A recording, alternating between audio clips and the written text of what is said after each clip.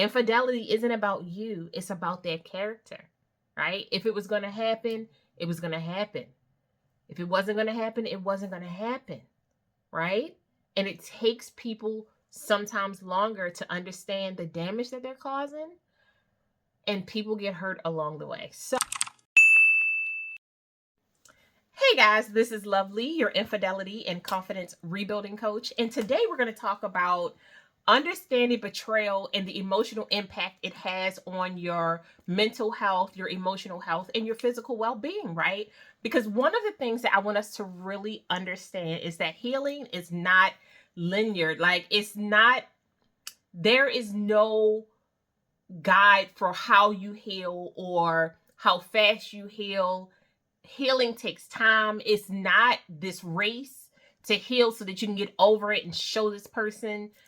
You're doing all of this healing because you want to show yourself that you can take what happened to you and turn it into a building block. Take the lessons that you've learned and turn it into a successful healing journey, right? And no, you do not have to go through bad times in order to find these healing journeys, but you damn sure are going to take time to heal so that when you get into new relationships, not only with yourself and the people that you love, but maybe friendships or even future romantic relationships, or maybe repairing the relationship that you are in and going through, that you are healing, you are connecting to yourself, you understand that there are certain tools that you need in order to heal through infidelity. There's insight that we can look at and understand,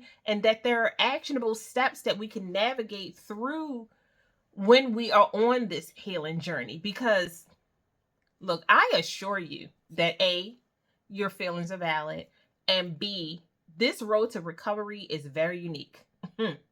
Because all of us are. And the amount of time that it can take you to heal is very different than everybody else. So don't get stuck there. Because when you get stuck there, we get stuck there. So I want you to remember that 1, you're not alone. 2, healing takes time. And 3, your feelings are valid. Your feelings are valid. Your feelings are valid. Your emotions are valid. Your emotions count. Your feelings count. They are all valid. And that's why you're here. Okay? All right. Let's do this. Okay, so in this video, we're going to really take a step-by-step approach to exploring our emotions. So we want to talk about the initial shock and disbelief that this is really happening. Like, I just found out, I just saw, I was just told, right? And I'm not quite sure how I am supposed to process this, right? Because when your body and mind is built to protect you, it doesn't always respond the way you think it does. You don't always respond the way you think you do.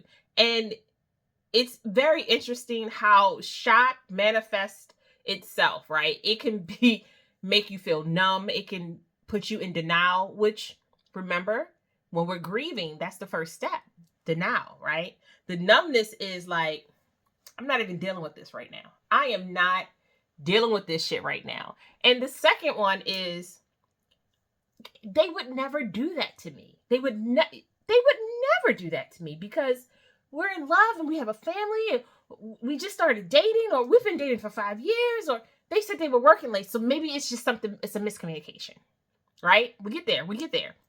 And then the confusion. I'm sorry, can you explain that to me again? Because I'm not comprehending what you're saying. Like, I heard what you said, but make it make sense. I can't process what you're saying because the ringing in my ears, I can't process it. My stress level is too high. I can't process what you're saying. Like, it's literally beating on the side of my face. Yes. That's my blood pressure. So I want us to remember that our body's psychological need for self-preservation is like usually the first thing that throws itself, right? So what that does is that it prevents you from thinking rational sometimes. It creates these protective borders around your mind and your actions when we get stuck in fight, flight, or freeze, where it's set up so that you can survive what you're going through, right? Sometimes it malfunctions. And when it malfunctions, there are times where dissociative amnesia kicks in, when you forget what actually happens and you wake up and some shit then went real wrong or went left, real left. There are times where you are so oddly calm that you start to freak other people out. And our brain is set up to protect us from high stress situations, but it does not prevent you from going through high stressful situations. And if you are acclimated to going through that based off of past experiences, you have already kind of been set up to react faster or slower. You have all of these different mechanisms of how you deal with such devastating news, right? And some of your common reactions could be like, how could this happen? Why didn't I see this coming? It's why when you're super depressed, you're tired. It's why sometimes physically you could be suffering from fatigue where you just cannot stay awake because your body is like trying to figure out how to restore itself. Or you could physically just feel this cloak of heaviness. Everything around you feels like too much.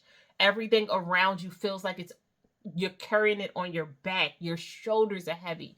Your head is heavy. It feels heavy when you're walking, right?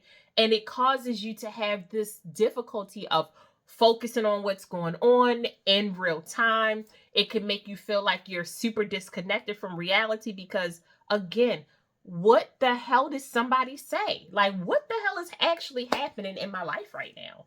Like, how am I supposed to deal with this thing right now? What am I supposed to do right now? And this is where we have to hope that we've curated relationships with people who actually want to see us succeed and win, people who love us, who will step in and help us pause for a moment so that we can figure out what we need to do, the steps that we need to take, have safe spaces to cry, to scream, to holler, have safe spaces to reboot, refresh, and pivot when we're going through things like this.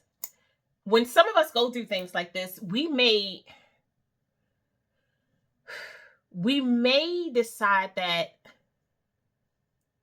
we just need to like take a break from social media, take a break from communicating with people, take a break from meeting up with friends, take a break from sometimes going to work for a couple of days, really getting yourself together.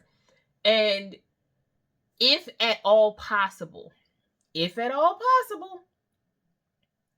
I want you to take some really grounding deep breaths, right? It's called grounding technique. And it's when you practice 5, 4, 3, 2, 1, right? It's the method of connecting with your surroundings. Name 5 things that you see, 4 things that you feel, 3 things that you hear, 2 things that you smell, and 1 thing that you can taste, right? And I want none of those to be blood, okay? Because listen, you're going to have a moment. And remember what I said in my last video, when we're in jail, it's a very different atmosphere, babes. It's a very different atmosphere. I don't want you in the jail areas. That's not where we're going to be. But also, I want you to remember that you have permission to cry. You have permission to write. You have permission to sing at the top of your lungs. You have permission to create the craziest playlist that you need in order to make it. You have permission to dance. You have permission to create safe spaces where you can be raw and open and honest. You have all this. You have permission to be as angry as you need to be, but not against yourself. All right. I don't want you harming yourself because of something that someone else did, even when we don't understand those things. And that is so super huge because we psychologically will sometimes internalize what somebody else did to us. And then we make ourselves suffer for and or punish ourselves for what they did to us based off of what we think we lacked, which caused that insecurity or that infidelity or that betrayal or that cheating. No. Okay? I'm going to keep saying it through this whole thing. This is not about you. This is about their character.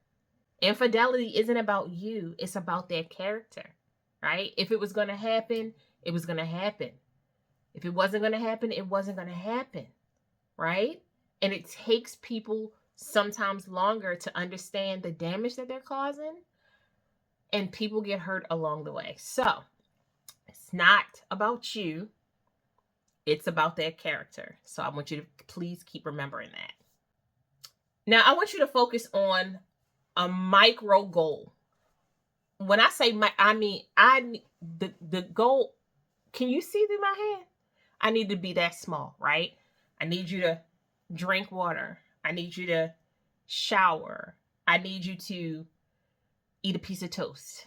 I need you to look out the window, get some sunlight. I need you to get out the bed. I need you to change your clothes. Small things, right? Because you want to regain a sense of control or normalcy as soon as you feel ready to, right? It could be the next day, it could be 2 weeks, it could be a month from now. But I want you to focus on micro goals. Micro goals, the smallest things. We're going to celebrate those wins because it's the small wins that add up to this one huge journey. And I don't want you to become overwhelmed with the thought of, I have to do all of these big things right now. No, you don't. No, you don't. And I know some of us have kids. Some of us have big jobs. We have all these things happening in our lives. I understand that we have to do what we need to do, but in taking care of ourselves, small sip of water, piece of toast, take a shower, get out the bed, get some sun. Not every day do all of those things have to happen, okay? But that's what we're focusing on. Now, I want you to focus on an affirmation, right? We're going to do small affirmations throughout this video to really just think about things and figure out where we want to be. We may even break this video down into multiple videos because I can understand how a lot of this information can be so overwhelming, right? But this first affirmation will be, I allow myself to feel and process the moment. My emotions are valid and I am safe. I allow myself to feel and process this moment. My emotions are valid and I feel safe. I allow myself to feel and process the moment. My emotions are valid and I feel safe. I allow myself to feel and process this moment. My emotions are valid and I feel safe. I allow myself to feel and process this moment. My emotions are valid and I feel safe. Now, I only want you to say this affirmation if you feel safe. I only want you to say this affirmation if you understand that your emotions are truly valid.